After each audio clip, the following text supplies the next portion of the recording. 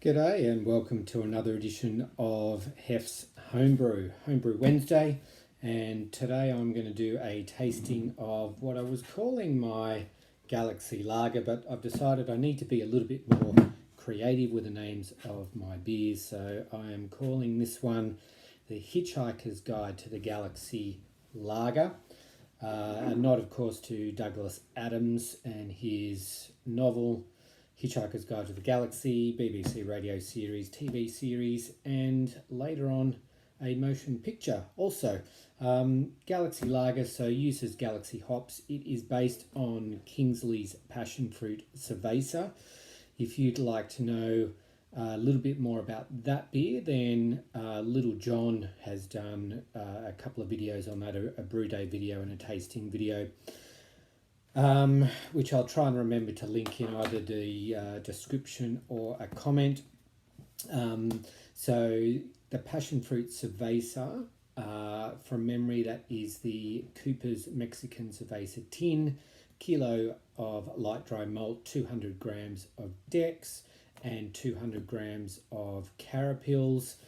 There's a 25 gram Galaxy hop stand, 50 gram Galaxy dry hop and fermented with US 05. So as I said, mine's based on that, so it's not exactly the same. I made a few changes. This is what I did. So what I might do actually quickly is just crack open this long neck, pour her out, and I'll talk at the same time. So rather than using the Cooper's tin, I used the Black Rock Mexican Lager as my base. Big fan of the Black Rock tins, not a huge fan of the Cooper's ones, so that's why I chose that one. I stuck with the kilo of light dry malt. I'm going to have to let that settle. Good carbonation, you might be able to hear that. Can certainly see it. Where can I pop that? I'll just hold it. So yeah, sorry, the Black Rock Mexican Lager tin, kilo of light dry malt. I intended to use 250 grams of dextrose, not because I wanted to add extra dextrose or anything like that. Had what I thought was a 500 gram bag from my local homebrew shop and thought, I won't bother measuring it, just chuck in half. That would be 250 grams. Well, it would have been if it was a 500 gram bag. Turned out it was actually a 1 kilogram bag. So mine has 500 grams of dextrose.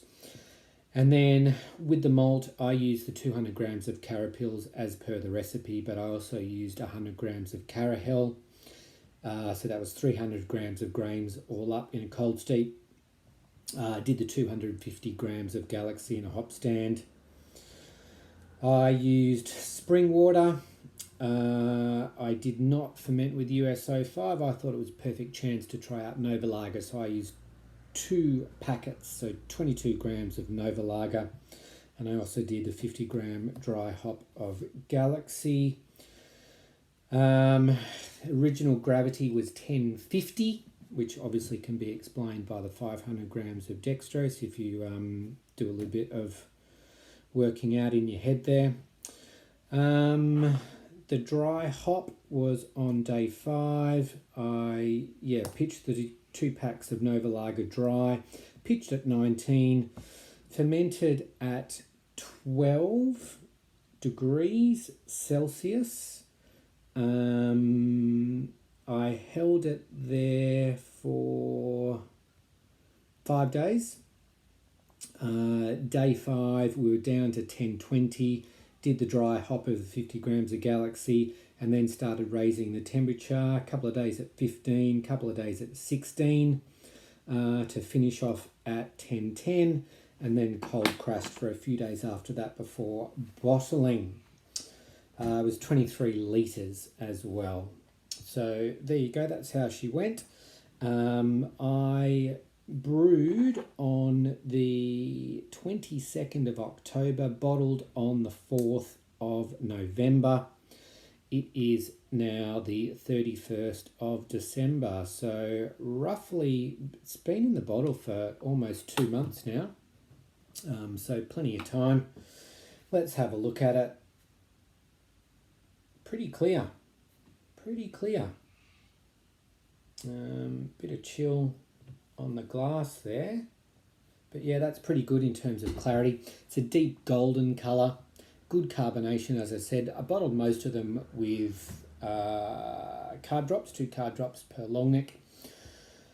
Carbonation issue that I had in some previous batches seems to be much better in the glass as opposed to the PET, so there you go.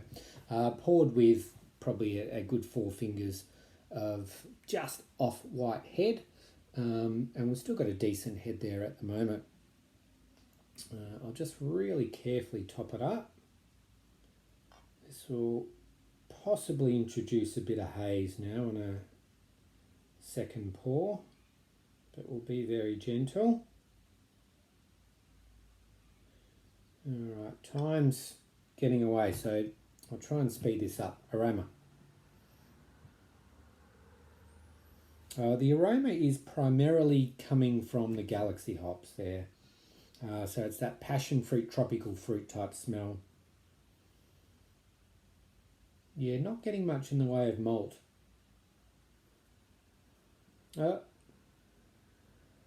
Just got a bit there actually, bit of sweet malt coming through as well, but mostly the hops. All right, let's dive in. Cheers.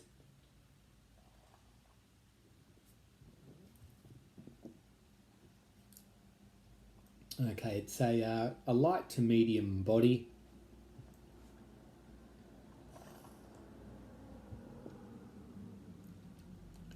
Carbonation in the mouth is good.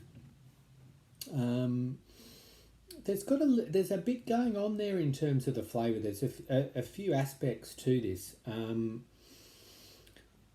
Definitely some sweetness coming through from the malt.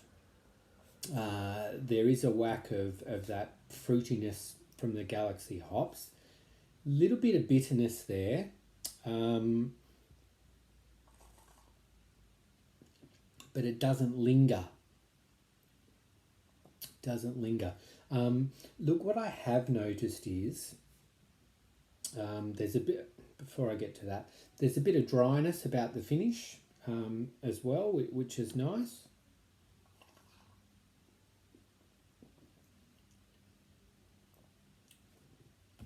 Very easy to drink.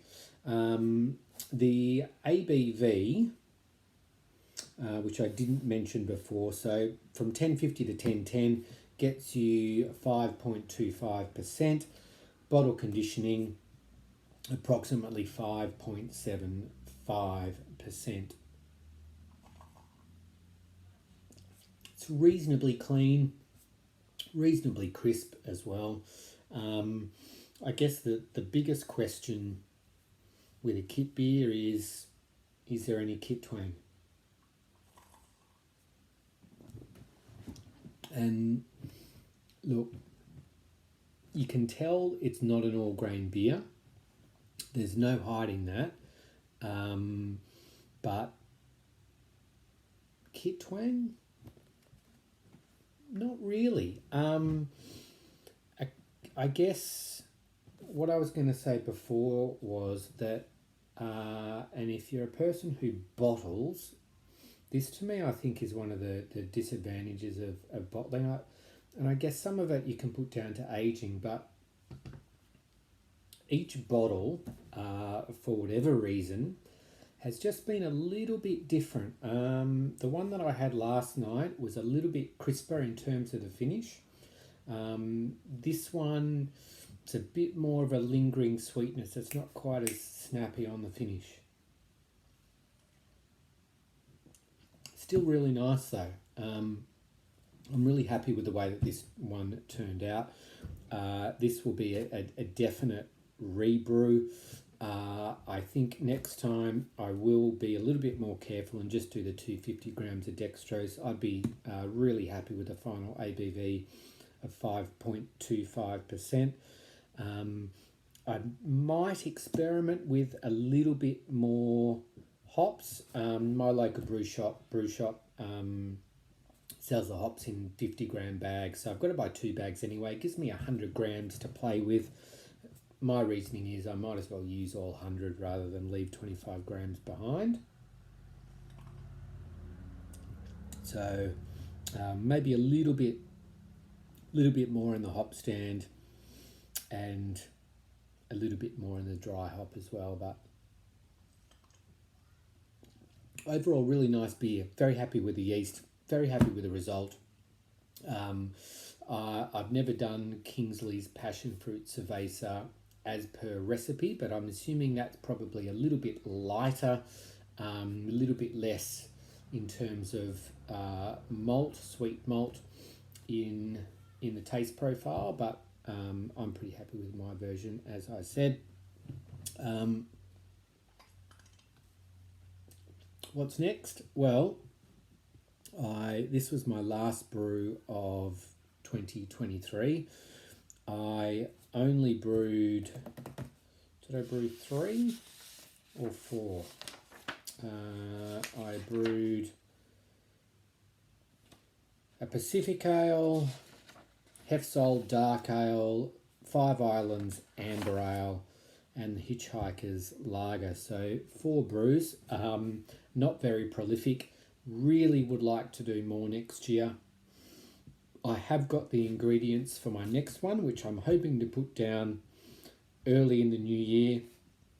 It is going to be a German style Pilsner using Novalager yeast again. It will be another kit brew. I've got a tin of Black Rock Export Pilsner to use as the base, and some more grains like dry malt, dextrose, and I'm going to use Tettnang hops on that one. So looking forward to seeing how that one goes. What I would also like to do is to get a bit of brew day footage, so I can do some kind of kit or brew to glass type videos rather than saving it all for this one, and explaining with just me talking and you're not actually getting anything to look at apart from me. So anyway, better wrap up. It's a long one. In summary, I would recommend having a go at this beer if you're a kit brewer. If you're an all-grain brewer and you're looking for something that's going to save you a bit of time, but you still want something that's tasty, then definitely give this one a go. I do have a few PET long necks that I will send out to some of the boys. So looking forward to hearing what they think about this one as well. And we'll just top up. Yeah, you can see we're getting just a touch of haze there now. There we go. All right. One of my best brews, I reckon, for what it is for a kit brew. I'd happily give it a 4 to 4.5 out of 5. So, thanks for watching. Catch you next time on Hef's Homebrew.